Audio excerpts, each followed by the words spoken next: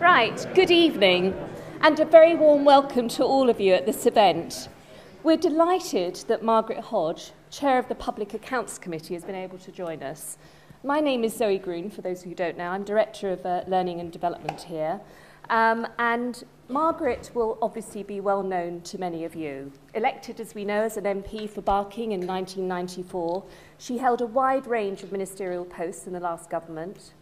After the election, last year, she became chair of the PAC, and also the distinction of being among the first elected select committee chairs and the first woman to hold the PAC post.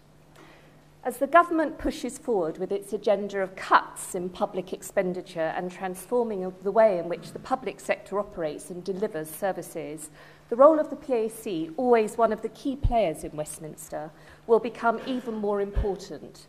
I know that Margaret has been developing ideas about what the PAC should do to increase its effectiveness and level of scrutiny, including moving away from an overly confrontational approach to witnesses. We very much look forward to hearing from her this evening. I understand that Margaret has plans to speak for between 20 to 25 minutes or so, and after that, Michael Bishard and Sam McCrory will respond to her remarks. Michael was most recently Executive Director of this institute and is now a Senior Fellow here. Before that, he had a distinguished career, as you know, in local and central government, including as Perm Sec at the Department of Employment and then at the Department of Education and Employment. So he will therefore be very experienced in terms of the select committee system from the other side of the desk. Sam is political editor of the House magazine and will have observed select committees and how they are perceived from both within and outside Westminster and Whitehall villages. I am keen, however, that all of you have a chance to contribute to the debate and hope, therefore, that there will be plenty of time for questions. So, Margaret, over to you. Thanks very much. Thank you, Zoe. Becoming chair of the Public Accounts Committee at this time in our political and economic history is an enormous privilege. So I am determined to use my time as effectively as I can to try and secure lasting benefits and lasting changes, both in the way we as a committee set about our work and in the way the institutions of government approach value for money.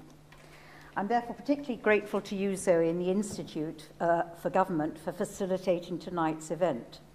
Many PAC themes chime with the Institute's interests, and I hope that through all the contributions this evening, we can embark on a continuing conversation, raising a range of ideas on which we at the committee can reflect and which will help to inform our thinking as we develop the committee's approach and programme over the coming years.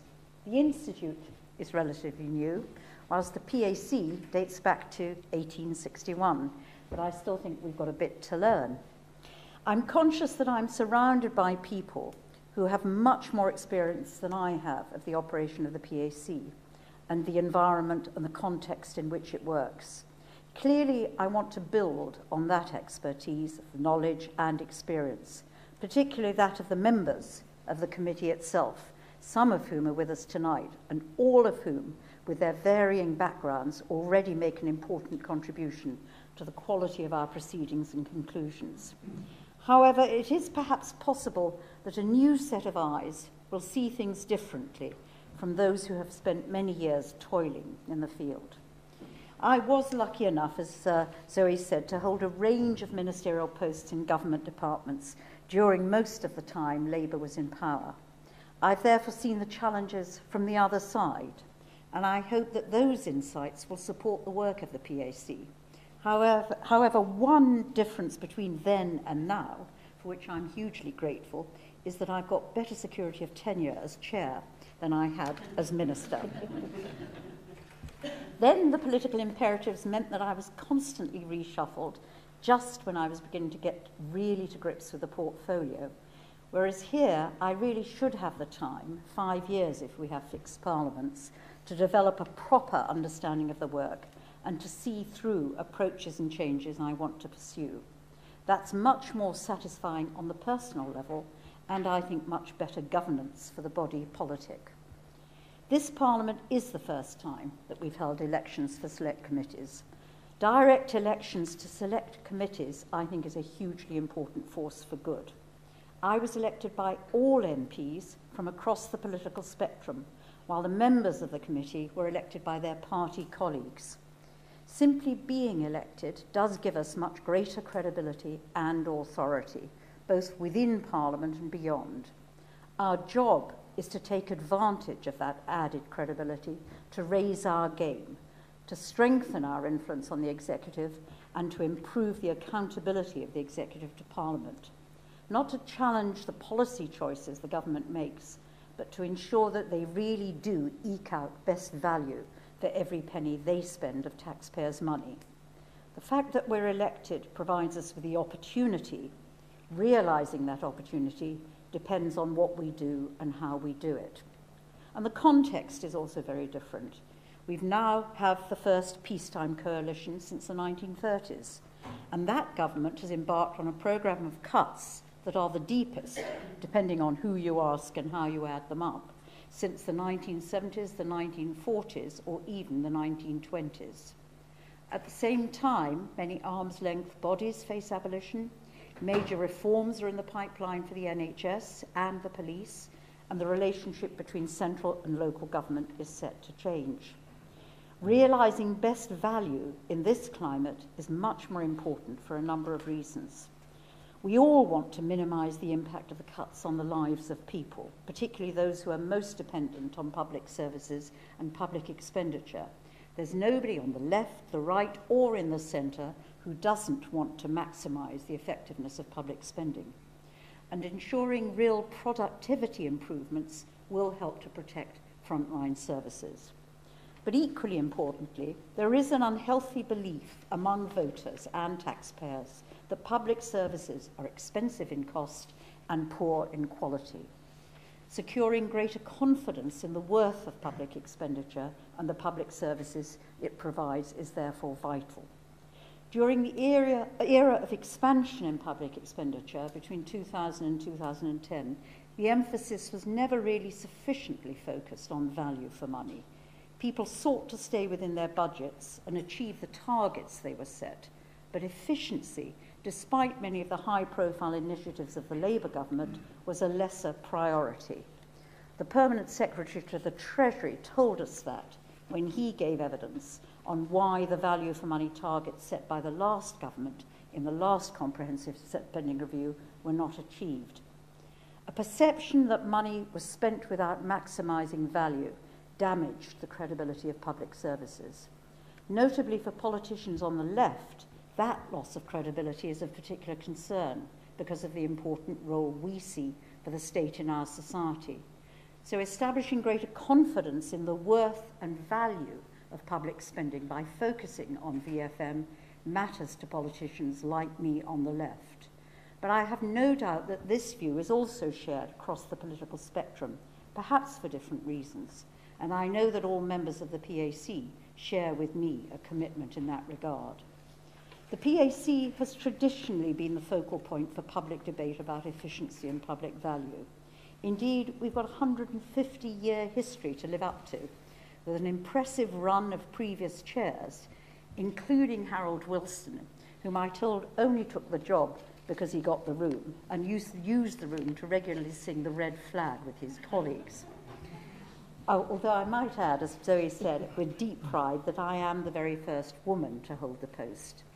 And the PAC has been effective in drawing attention to government waste, with a continuous flow of reports on an extraordinarily wide range of topics. We obviously want to build on that tradition and will do so. But what might we do differently and what could we do better? The PAC has a reputation for being something of a bear garden, with permanent secretaries dreading their appearance and expecting humiliating verbal maulings.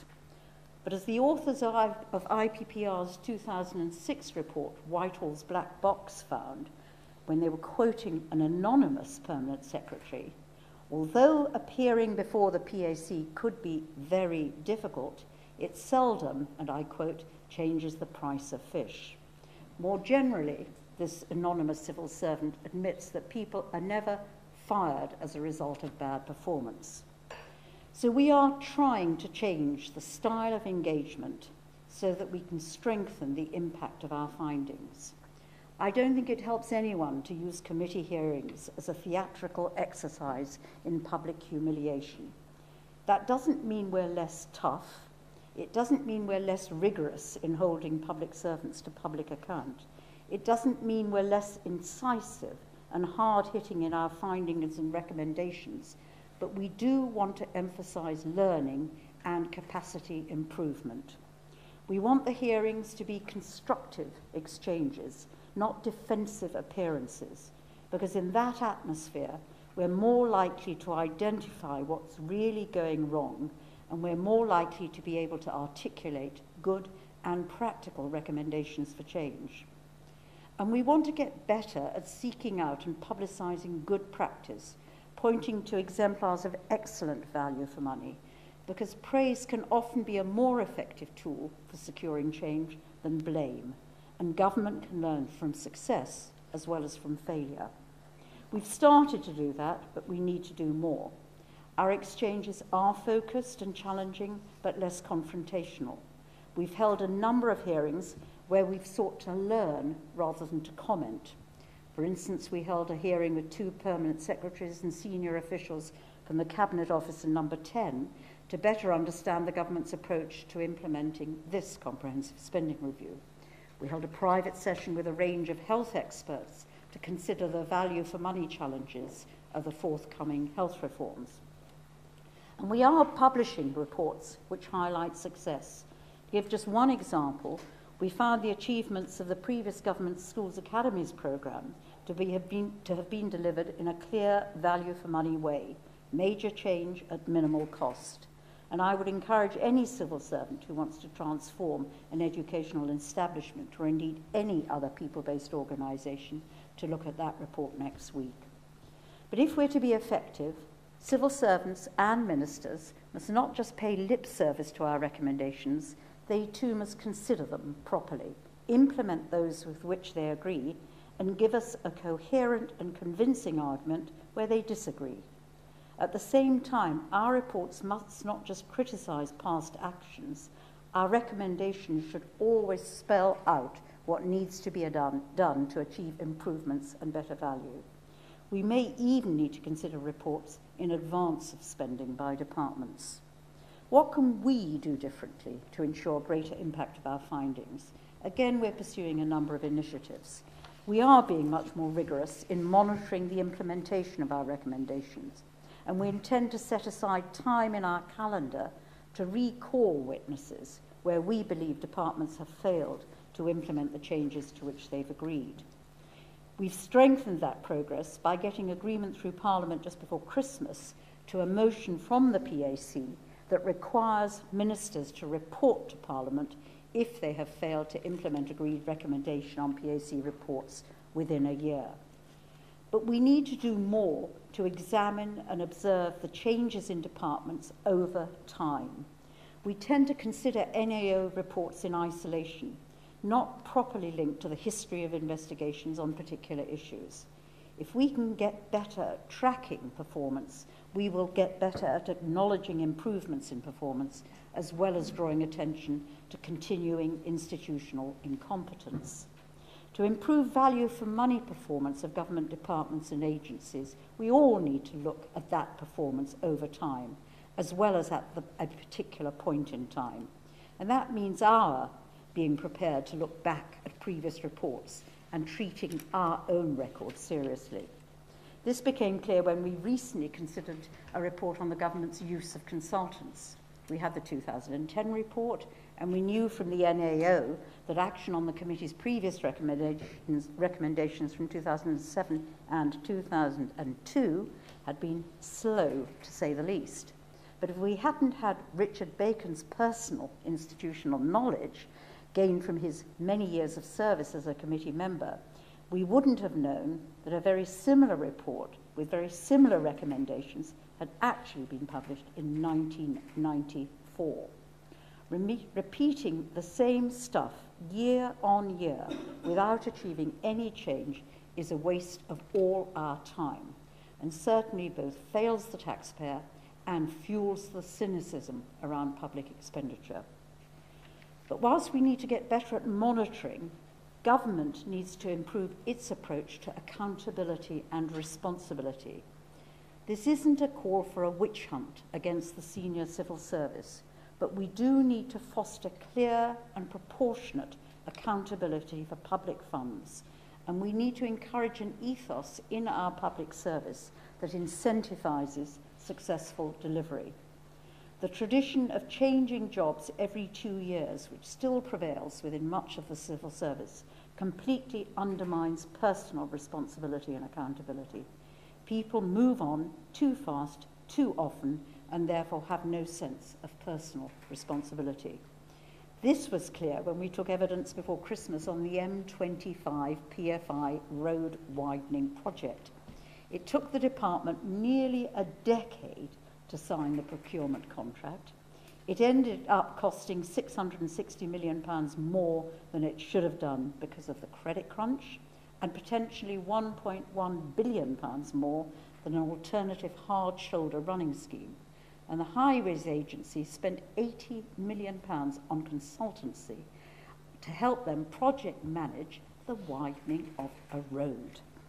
When the committee tried to take evidence from what is known as the senior responsible owner, we were told he'd left and had apparently taken up a job with one of the consultants to the project and was at that time in Spain.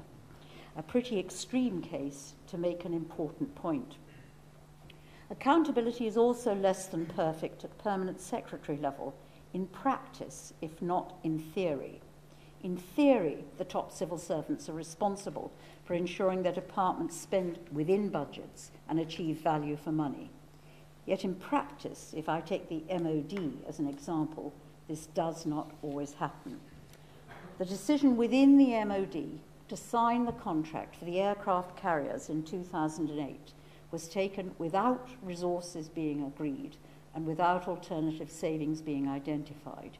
8 months later, officials chose to delay the contract they had just signed to make the rest of the defence budget affordable in the short term, adding £1.6 billion to its cost, a cost which arose entirely because of the decision to delay. It seemed pretty obvious to us that the permanent secretary should have asked ministers for a letter of direction in these circumstances. He didn't, and despite our best endeavours, was backed by his superiors within the civil service, and as a result, a heck of a lot of taxpayers' money has been wasted with nobody being held to account. So clear accountabilities must be defined, and they must mean something. And this has become ever more urgent with the new governance arrangements being introduced by this new government. For example, the government wants ministers to chair the executive boards in every department. Fine, but who then is responsible and accountable to Parliament for decisions taken to spend money and ensure value for money? It's supposed to be the accounting officer, but should it be the minister? Similarly, non-executive directors are being recruited who will have the power to recommend the sacking of the permanent secretary.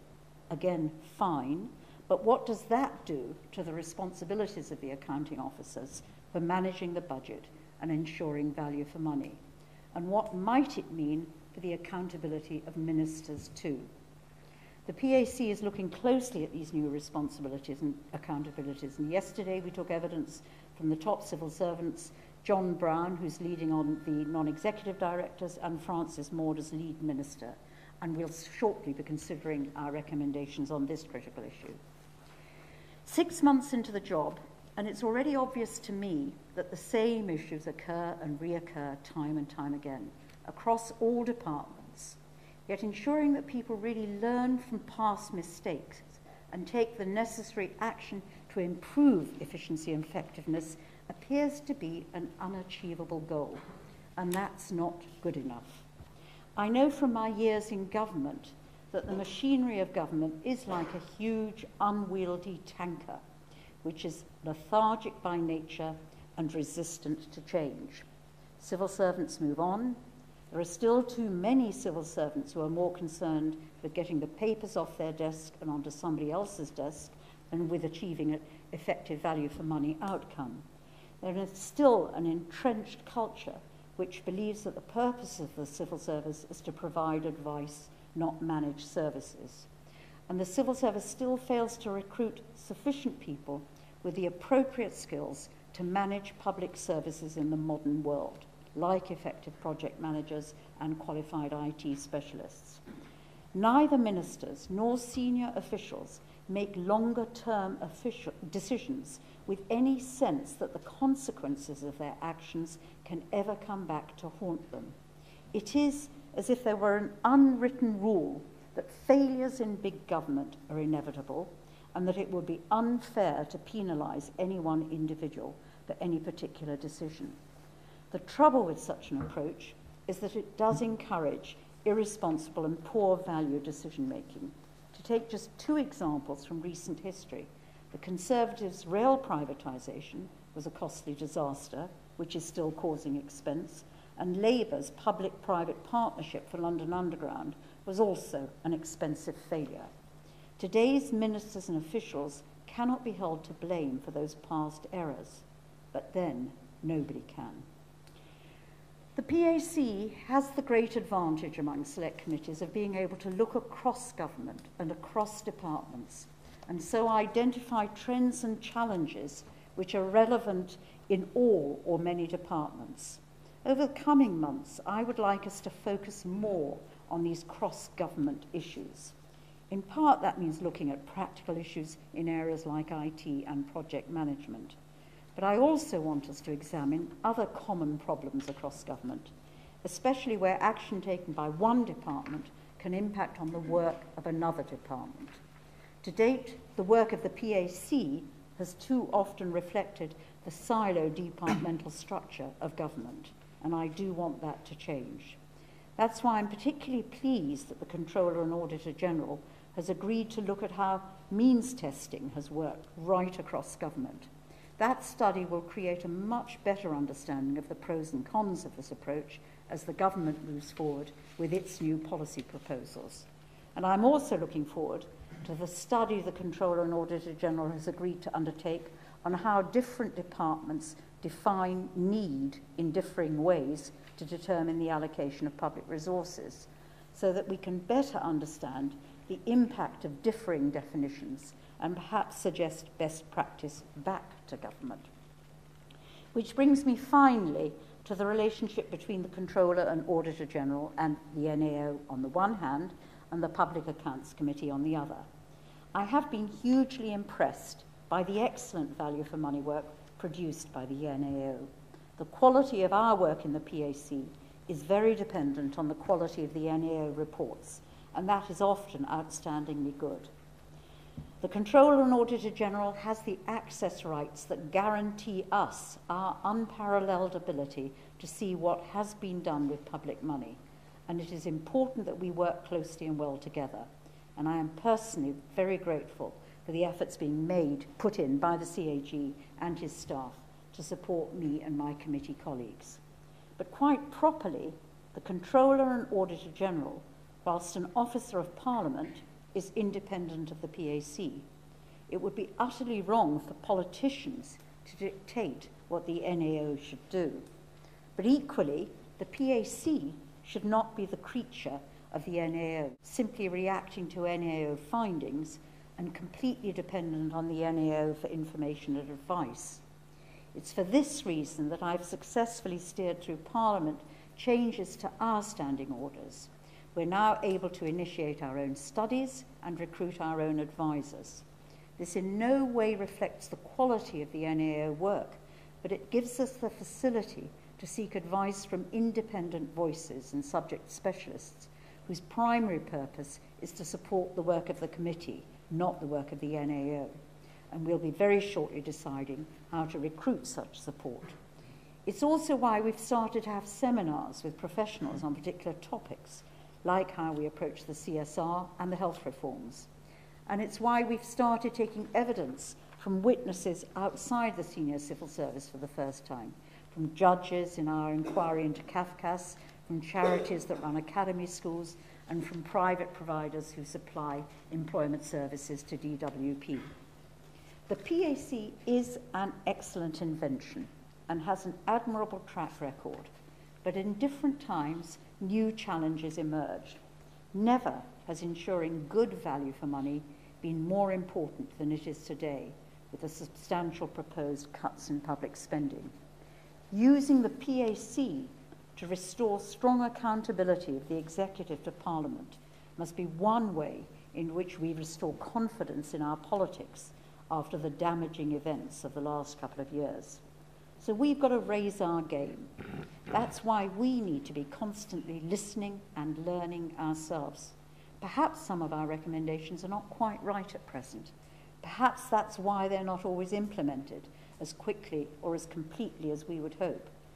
Perhaps our understanding of what an ideal value for money solution would be needs to more often be seen in the context of the harsh realities of government and politics, the lack of funding, the political imperative for speed, the impact of public opinion and the media. It's easy to grab a headline out of the work of the PAC, but that's not what I want to be about.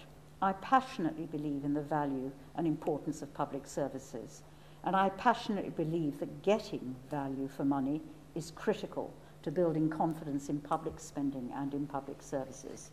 And I believe this objective is shared by MPs of all parties. So I want to help to make a difference over the coming period, and I hope that some of your ideas and thoughts will help us to do just that. So please feel free to contact any of us with any ideas you have. I want to be seen to be making a difference because it really matters. Making a difference because there is an awful lot of difference to make. Thank you.